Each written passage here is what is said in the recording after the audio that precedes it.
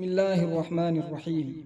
معزز سامعین و بزرگان دین، اس وقت میں مسلمانوں کی عورتوں کی صورتحال بازار کے تعلق سے انتہائی خراب اور ناگزار ہے۔ سب جانتے ہیں کہ عورتوں کو بازار جانے کا حد سے زیادہ شوق ہوتا ہے۔ خاص طور سے مسلمان عورتیں اس سلسلے میں بہت زیادہ بے راہ روی کا شکار ہیں۔ ان کو بازار کی گویا ایک ہوس لگی ہوئی ہے۔ ان کو ہر روز بازار جانا ہے، جبکہ رسول پاک صلی اللہ علیہ وسلم نے بتایا کہ اللہ کو اس دنیا کے اوپر سب سے ناپسند جگہ وہ بازار ہے۔ وہاں اللہ کا غصہ نازل ہوتا ہے، اور اس کی وجہ یہ ہے کہ بازار میں سب سے زیادہ گناہ ہوتے ہیں۔ آپ اچھی طرح جانتے ہیں کہ بازاروں میں سب سے زیادہ جھوٹ بولا جاتا ہے، وہاں دھوکہ دیا جاتا ہے، وہاں فریب ہوتا ہے، وہاں ملاوٹ کی جاتی ہے، وہاں سود لیا اور دیا جاتا ہے، وہاں قرض رکھا جاتا ہے، قرض کو ملتوی کیا جاتا ہے، وہاں دھوکہ دیا جاتا ہے، وہاں فریب ہوتا ہے، اور وہاں بد نظری ہوتی ہے، بے پردگی ہوتی ہے۔ دنیا بھر کے گناہ آپ کو بازار میں مل جائیں گے۔ اس لیے اللہ تعالیٰ کو اس زمین کے اوپر سب سے ناپسند جگہ اگر کوئی ہے تو وہ بازار ہے۔ رسول عربی صلی اللہ علیہ وسلم فرماتے ہیں، ابغض البلاد الی اللہ اسواقها، کہ اللہ کو اپنی بنائی ہوئی اس زمین پر سب سے ناپسند جگہ اگر کوئی ہے تو وہ بازار ہے۔ اور آپ جانتے ہیں کہ عورتیں بازار کی کس قدر شوقین ہوتی جا رہی ہیں۔ خواہ گھر کے اندر کیسی بھی حالت ہو، کیسی بھی پریشانی ہو، بعض عورتوں کی عادت بن چکی ہے کہ ان کو بلا ضرورت بغیر کسی حاجت کے بھی بازار ہر حال میں جانا ہے۔ جب تک وہ بازار نہیں جاتی ان کو چین اور سکون نہیں ملتا۔ اب آپ غور کیجئے، جب کوئی اللہ کی ناراضگی کی جگہ جائے گا، اللہ کے غصے کی جگہ جائے گا، تو وہ اللہ کے غصے کی لپیٹ میں آئے گا یا نہیں آئے گا؟ ہر حال میں آئے گا۔ عزیز ساتھیوں، اسی وجہ سے ہمارے گھروں کے اندر برکتیں باقی نہیں رہی، ہمارے گھروں میں دین باقی نہیں رہا، چونکہ ایک آدمی روزانہ اللہ تعالیٰ کی نافرمانی، اللہ تعالیٰ کی معصیت کی جگہ جاتا ہے، وہاں سے نحوستیں لے کر گھر کے اندر لوٹتا ہے، جس کے نتیجے میں ہماری نسلیں ان کے اوپر برا اثر پڑتا ہے، ہمارے گھر کے افراد ان کے اوپر برا اثر پڑتا ہے، اور ماحول خراب ہوتا ہے۔ غیرت کرنی چاہیے، شرم اور حیا کرنی چاہیے۔ یہ ایک حقیقت ہے کہ جس گھر سے کوئی عورت بازار جانے کی عادت رکھتی ہو، اس گھر میں اللہ تعالیٰ کبھی برکت نازل نہیں فرماتے۔ وہ گھر ہمیشہ پریشانیوں میں ہی رہتا ہے، وہ گھر مصیبتوں کے دائرے میں ہی رہتا ہے، اس دائرے سے کبھی باہر نہیں ہوتا۔ چاہے اس گھر والوں کا کاروبار کتنا بھی اچھا ہو، اس گھر میں کتنی بھی بہترین کسی طرح کی آمدنی ہو، اس کے باوجود وہ گھر پریشانیوں میں، مصیبتوں میں، بیماریوں میں، قرض میں اور مقدمات میں ہی رہتا ہے۔ وجہ اس کی یہ ہے کہ اللہ تعالیٰ ایسے گھر کے لوگوں سے راضی نہیں ہوتے، اور جو ایسے گھروں کے ذمہ دار مرد حضرات ہیں ان کو بھی شرم اور حیا کرنی چاہیے، عورتوں پر تنبیہ کرنی چاہیے، ان پر نظر رکھنی چاہیے کہ وہ کہاں جاتی ہیں اور کیوں جاتی ہیں۔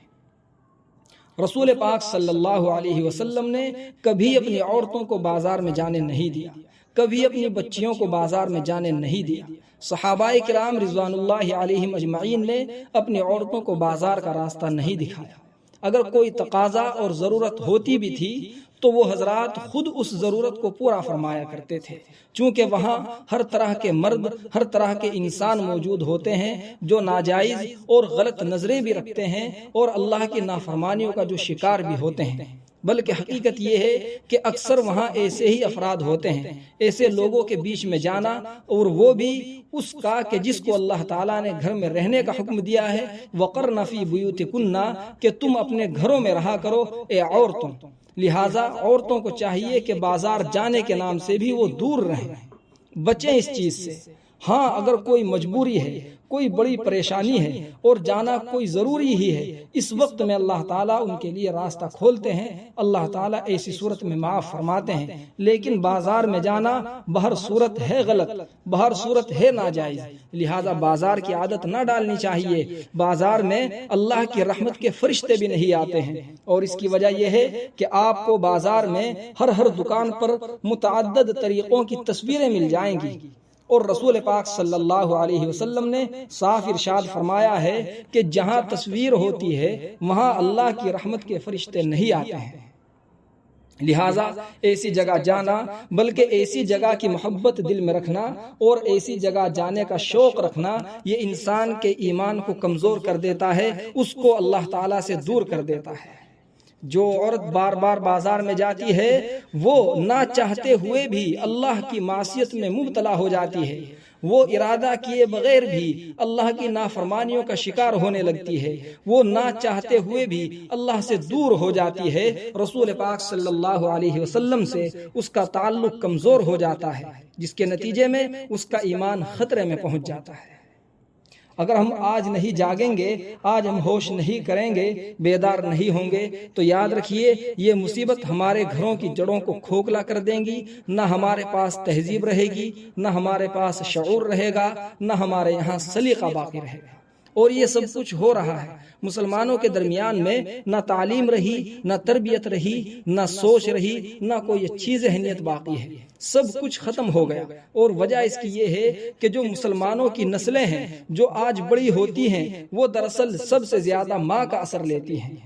بزرگوں نے کہا ہے کہ ماں سب سے پہلا مدرسہ ہے، بچے کی طبیعت پر سب سے زیادہ اثر ماں کا ہی پڑتا ہے۔ ماں جہاں جاتی ہے بچے وہاں جائیں گے، ماں جس طرح بولتی ہے بچے اس طرح بولیں گے، ماں جیسا رویہ اختیار کرتی ہے بچے وہ رویہ اختیار کریں گے، ماں جو عادتیں اپناتی ہے بچے ان عادتوں کو لازمی طور سے اپنائیں گے۔ اب اگر گھر کے اندر ماں کے رہنے کا ہی طریقہ صحیح نہ ہو تو اولاد کسی بھی صورت میں صحیح نہیں رہ سکتی ہے، وہ مجبوراً اسی راستے پر چلے گی جس راستے پر ان کی ماں چلتی ہے۔ اور ماں کی صورتحال یہ ہے کہ جب وہ بازار جائے گی تو نہ گھر کے کام صحیح کرے گی، نہ گھر کے کاموں میں اس کا ذہن اور دماغ رہے گا۔ بازار جائے گی، تھکے گی، اور تھکنے کے بعد نہ شوہر کو وقت پر کھانا دے گی، نہ شوہر کو وقت پر کپڑے دے گی، نہ شوہر کی خدمت کرے گی، اور نہ اپنے ساس سسروں کی خدمت کرے گی، جس کے نتیجے میں گھروں کے اندر لڑائیاں ہوتی ہیں، رنجشیں ہوتی ہیں، دوریاں پیدا ہوتی ہیں، اور مال ضائع ہوتا ہے، یہاں تک کہ طلاق بھی ہو جاتی ہے۔ آپ حضرات اس بات کو اچھی طرح جان سکتے ہیں، اس بات پر آپ غور کر سکتے ہیں کہ مسلمان آج تعلیم میں کیوں پیچھے ہے، مسلمان کے حالات آج خراب کیوں ہیں۔ اس کی بڑی وجہ یہ ہے کہ ہمارے رہنے اور جینے کے طریقے مناسب نہیں رہے ہیں، ہم راہ راست سے ہٹ چکے ہیں۔ ہمارا 50% سے زیادہ پیسہ بازاروں میں جاتا ہے، بنیوں کے یہاں جاتا ہے، وہی رقم جو ہمیں اپنے بچوں کی تعلیم پر خرچ کرنی چاہیے تھی، ان کی زندگی سدھارنے میں خرچ کرنی چاہیے تھی، اپنے یہاں ادارے بنانے چاہیے تھے، اپنے بچوں کو ترقی دینی چاہیے تھی، ان کے لیے میدان ہموار کرنا تھا، یہ دولت ان کے لیے نچھاور کی جاتی، ان کے لیے میدان بنایا جاتا، وہ مال اور محنت و مشقت سے کمائی ہوئی وہ کمائی بنیوں کے یہاں جا کر کے رکتی ہے، بازاروں میں جا کر کے رکتی ہے، لوگوں کے گھروں کو اونچا کرتی ہے اور مسلمان کو نیچا کرتی ہے۔ یہ سب کچھ ہو رہا ہے صرف اس وجہ سے کہ آج مسلمان عورتیں بازار جانے کی عادت اپنا چکی ہیں، بازار جانے کی ہوس رکھتی ہیں۔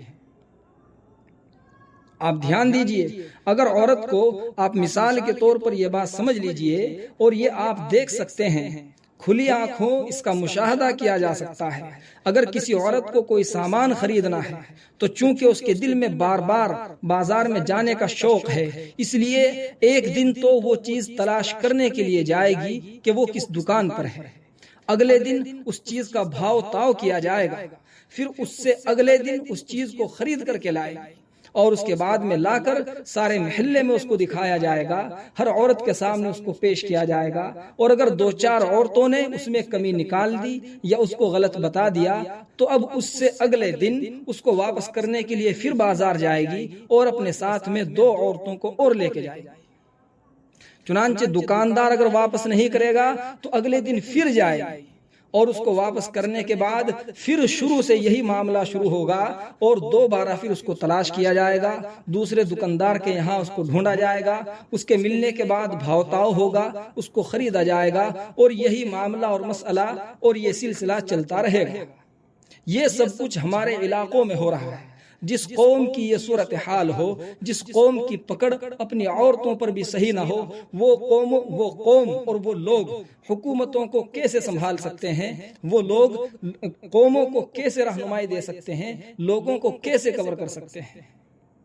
رسول پاک صلی اللہ علیہ وسلم نے تو ہم کو یہ راستہ نہیں دکھایا تھا، عورتوں کو رہنے کا سلیقہ سکھایا تھا۔ یہ وہی عورتیں ہیں جن کو زندہ جلا دیا جاتا تھا، یہ وہی عورتیں ہیں جن کو زمین میں جوں کا توں دفن کر دیا جاتا تھا، جن کو قتل کیا جاتا تھا، جن کی نیلامی ہوتی تھی، جن کو باقاعدہ بیچا جاتا تھا، جن کو بیچ کر لوگ کھانے پینے کی چیزیں خریدا کرتے تھے، اور یہ معاملہ ساری دنیا میں عام تھا۔ یہ حالات پوری دنیا کے بن چکے تھے۔ ایسے وقت میں رسول پاک صلی اللہ علیہ وسلم اس دنیا میں تشریف لائے، لوگوں کو سمجھایا، لوگوں پر محنتیں کی، ان کے لیے اللہ تعالیٰ سے دعائیں کی، اللہ سے ان کو قریب کیا، ان کے دلوں میں ایمان کی جگہ بنائی، ان کو ایمان کی توفیق دلائی۔ اللہ نے ان کو ایمان کی توفیق دی، پھر ان کو بتایا کہ عورت کا کیا مقام ہے، عورت کی کیا حیثیت ہے، عورت کس کام کے لیے دنیا میں بھیجی گئی ہے، عورت کی کیا خدمات ہیں، اور عورت کا کیا درجہ ہے۔ رسول پاک صلی اللہ علیہ وسلم نے یہ سب چیزیں دنیا میں عام کی، اور ان کو عام کرنے کے لیے رات و دن ایک کیا، دنیا بھر کا پسینہ بہایا، اپنے بے شمار صحابہ کرام کا خون بہایا اور ان کو شہید ہونے دیا، لیکن اس دنیا کے اندر سے عورت پر ہونے والے ظلم و ستم کو ختم کیا۔